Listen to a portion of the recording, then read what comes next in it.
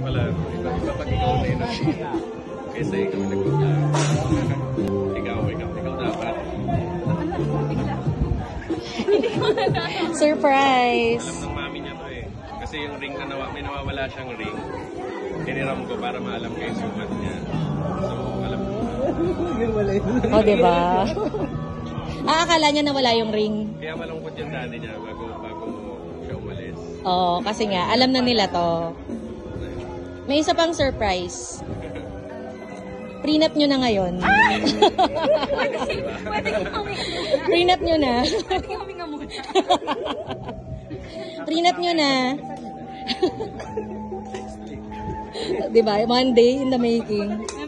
So, prenup nyo na. Yung mga damit naka-ready na. May makeup artist na. What if di ako binayagan? Or hindi ako nakalagpas Ay, hindi. ng immigration? Kaya nga malulungkot kami lahat. Kaya nga tinatrain kita kung ano sasabihin sa immigration, di ba? Actually, pati immigration alam. Oo, kasi di ba, ang daming tanong sa kanya sa immigration.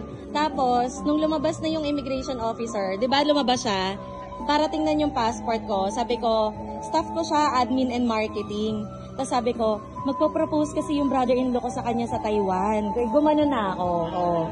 Kaya sabi niya, okay. Kaya di ba biglang pumasok na? So, yun siya. Ayun, tatak agad.